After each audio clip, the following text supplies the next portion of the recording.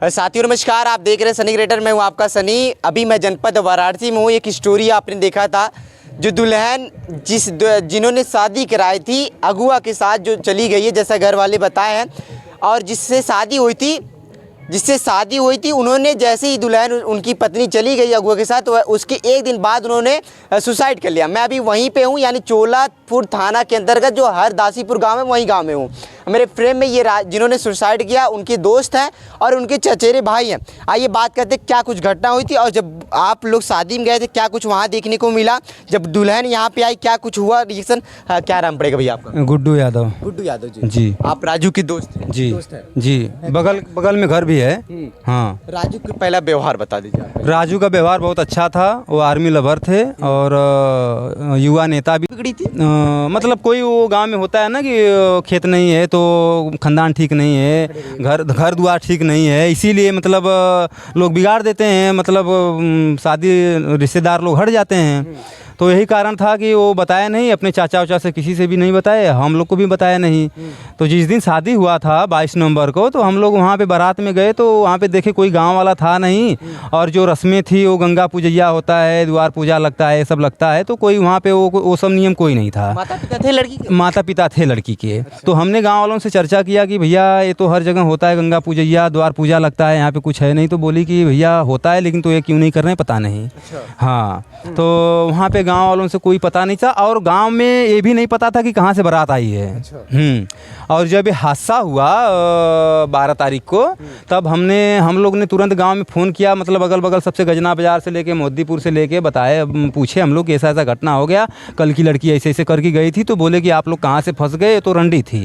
ये हाँ, ये अभी लखनऊ में किसी लड़के से अवैध संबंध बना के वीडियो बना ली थी, और उसको ब्लैकमेल करके बोली कि आप पैसा नहीं दोगे तो हम आपसे हम शादी करेंगे। FIR वगैरह हुआ था, तो उसमें पंचायत गांव वाले सब लोग किए थे। तो उसमें 7 लाख रुपया लड़की ले करके सुलह की थी, मतलब मुन्नी देवी उस लड़के से जिससे अवैध संबंध बनाया था। तो सुलह करने के बाद सतीश यादव ने बोला कि हम मुन्नी की शादी हम कराएंगे। तो उसी क्षण सतीश यादव 2-4 महीना बाद आया हरदासीपुर गाँव में। एक संदीप यादव हैं, उन्हीं के घर, उनका रिलेशन है शायद वहाँ पे, सतीश के गांव घर में या गांव कहीं भी। तो सतीश यादव आया तो उन्होंने राजू को बुलाया। संदीप भी राजू के दोस्त थे। तो संदीप यादव यही बगल में घर है। तो संदीप ने बोला कि ठीक है राजू, शादी अच्छा है, कर लीजिए। तो राजू बोले कि नहीं, मम्मी पापा तो नहीं है, मम्मी मालिक है, मम्मी से आप लोग बात कर लीजिए कि हम लोग कैसे बात करेंगे। तो बोले कि ठीक है। तो मम्मी से बात हुआ तो मम्मी बोली ठीक है भाई, शादी करना है, ये अगर अच्छा रहेगा तो कर लेंगे। तो उनकी चाची मम्मी सब लोग गए, देखे, लड़की पसंद आई, पसंद हो गया। तो उसके बाद बात विचार बना के, और फिर संदीप से बात हुआ कि भैया लड़की कैसी है? तो बोले कि लड़की खानदान सब ठीक है, कोई दिक्कत नहीं है, शादी कर लीजिए, कि जैसा राजू का घर परिवार है वैसा वो भी है।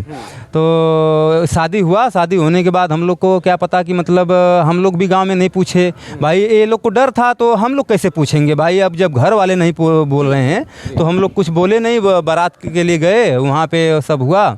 तो जिस दिन लड़की आई थी मुन्नी देवी फर्स्ट नाइट को, तो अगुआ ने फ़ोन किया था 12 बजे रात को, वीडियो कॉलिंग। हाँ, वीडियो कॉलिंग फ़ोन किया, तो उसने बात किया। तो राजू ने बोला कि इतना रात को क्यों फ़ोन किया है? तो बोले कि भाई है, भाई कुछ बात करना है इसलिए किए हैं। तो बोले कि दिन में करो, रात में मत करो।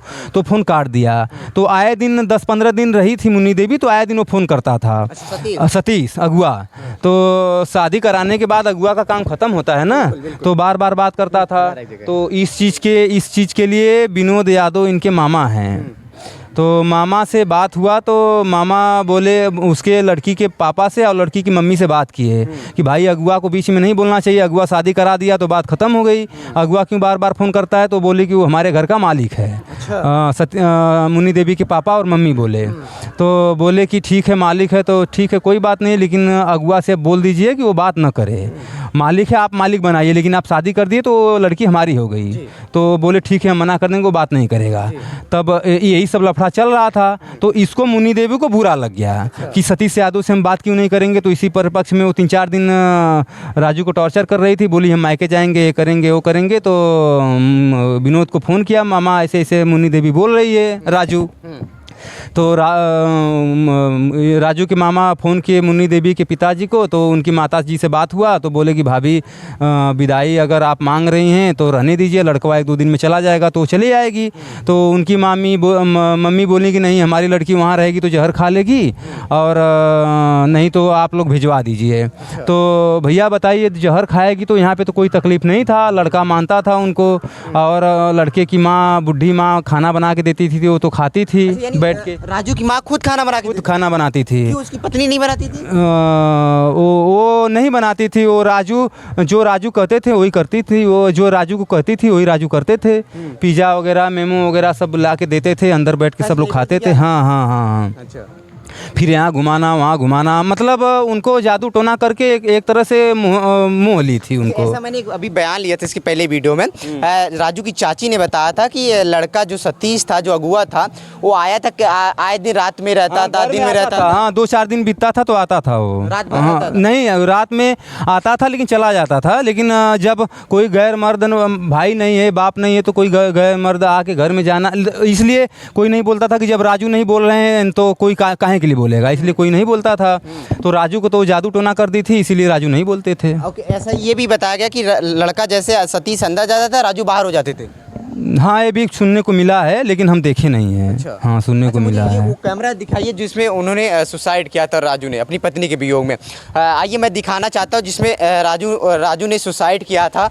यानी वही रूम है जिसमें कभी राजू और उसकी पत्नी रहा करते थे, और वही रूम है जिसमें कभी सतीश आया करता था और अपनी मुन्नी से मिलता था। ऐसा ये भी आरोप है कि इसी में मुन्नी रहती थी, राजू भी रहता था, और कभी जो उसका अगुआ था सतीश भी आता था। और ये सामने ये पंखा है, इसी पंखे में जिस दिन राजू की पत्नी के उसके एक दिन बाद यानी 12 तारीख को राजू ने इसी कमरे में सुसाइड के लिए। अच्छा, एक चीज़ मुझे और पूछना है, थोड़ा सा बाहर आइएगा। ये कुछ सीन है, एरिया है राजू के घर का, थोड़ा सा आइएगा सर, इधर आ जाइए। जब राजू की पत्नी यानी मुन्नी देवी 11 तारीख को यहाँ गई, तो क्या 12 तारीख को या 11 तारीख को आपकी मुलाकात राजू से हुई थी? हाँ, हुई थी। क्या कुछ उन्होंने कुछ बताया था? 11 तारीख को हुई थी, तो हम लोग बोले कि भाई ये मानसिक रूप से तनाव में है, तो हम लोग समझाया बुझाया, बोला कि वो गई तो जाने दो, हम लोग आपकी दूसरी शादी करा देंगे। बोले कि हाँ, वो रंडी थी, चली गई, अब हम उसको छोड़ देंगे। हाँ, तो मानसिक रूप से उनका तनाव ख़त्म हो गया था, वो फ्रेश हो गए थे एकदम, मतलब उनको कोई दिक्कत नहीं था। तो अपने मामा के यहाँ शादी में गए, शादी से आए, 12 बजे रात को अपने दोस्त के घर पर रुके, फिर उसके बाद बोले कि हमारा मन नहीं लग रहा है, हम घर जा रहे हैं, मम्मी भी नहीं है और मेरा भाई अकेला है घर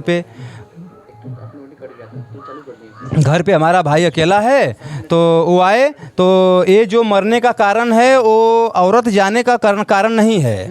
औरत अगर गई तो 11 तारीख को गई, तो उनको अगर मरना रहता तो 11 तारीख को रात में मर जाते, वो दिन में गई थी। उसका कारण ये था कि ये सुबह में 8 बजे, 12 तारीख को 8 बजे उठे, लैट्रिन बाथरूम से आए, उसके बाद आने के बाद घर में गए तो लोटा लिए, अपना साबुन लिए, तौली लिए, गए नहाने के लिए गए, तो उसमें फ़ोन आ गया मुन्नी देवी का। और मुन्नी देवी फ़ोन की तो उसमें क्या टॉर्चर की, क्या बात की, उनसे क्या नहीं की पता नहीं, कि उनको धमकी दी कि मरवा दूंगी या कुछ भी करूंगी, या तुम्हारा घर द्वार खरीद लूँगी या बेचवा दूंगी, या जो भी की होगी, उसी परपक्ष में फसड़ी लगाए हैं, मतलब पंखे से लटके हैं। अरे जिस दिन राजू की पत्नी गई थी, क्या सतीश आया था या कोई और आया था? हाँ, अगुआ आया था, वो लोग आए थे, कैफे आया था, अगुआ आया था, उसकी बहन आई थी। कैफ कौन है? वो मुसलमान है, वो भी बात करता था लड़की से। अच्छा, उसी मुन्नी देवी से बात करता था? हाँ, मुन्नी देवी से भी बात। सतीश भी आया था? सतीश भी आया था, बहन भी आई? हाँ, सतीश भी बात करता था। अच्छा, उन्होंने जबरी लिवा के गया कि बस ऐसे? नहीं, वो लोग लिवा के गए, तो वो लोग जबरदस्ती लिवा के गए। राजू तो कुछ बोलते नहीं थे, राजू बस औरत की पैर पकड़ रहे थे, क्योंकि वो जादू टोना करवा दी थी। इसी अलमारी में से निकला है सब जादू टोना। हाँ, तिरात्री के दिन हम लोग तोड़वाए अलमारी, तो उसी में निकला है। वो नारियल था और सिक्का था चांदी का, और रोरी था, निबुआ था, यही सब था। चुंदरी उंदरी में करवा के इतना बड़ा 1.5-2 हाथ का छुड़ा था स्टील का, यही सब करवा के लाई थी घर में। अच्छा, क्या कुछ राजू के परिवार के सदस्य होंगे, कितने भाई बहन थे, क्या कुछ राजू? 2 भाई हैं, बहन नहीं है। पिताजी एक्सीडेंट में कुछ हमको लग रहा है कि 20-25 साल पहले ही गुजर गए थे। अच्छा, राजू बड़ा था या छोटा? बड़ा थे, राजू बड़ा थे, बहुत अच्छा लड़का था। कमाता भी? हाँ, कमाता था वो। रिलायंस में बाउंसर था वो, मुंबई में। अच्छा, उनके छोटे भाई क्या करते हैं? कुछ नहीं, घर पे रहते हैं वो। अच्छा, अभी तक पुलिस प्रशासन ने क्या कुछ किया? कुछ नहीं किया है भैया। प्रशासन चौकी इंचार्ज आए थे, हम लोग सबको तहरीर लिख के लिए बोले कि जो एप्लीकेशन पड़ा है उस आधार से वही रहेगा, और उसके बाद विवेचना हम लोग करेंगे। तो विवेचना में सतीश का, कैफ का और मुन्नी देवी के बहन का, मुन्नी देवी का हम लोग नाम डाल देंगे, और उन लोगों के 4 दिन में गिरफ्तारी होगी, और गिरफ्तारी हुई नहीं। अभी तक गिरफ्तारी नहीं हुई। चलिए, क्या लगाते हैं, उम्मीद की ना है? उम्मीद लगाते हैं यही कि प्रशासन से ही उम्मीद है कि जल्द से जल्द उनकी गिरफ्तारी करे, और गरीब परिवार को न्याय मिले। और नहीं न्याय मिलता है तो हम लोग आगे कार्रवाई करेंगे, कोर्ट में जाएंगे, डीएसपी एसपी से सबसे मिलेंगे।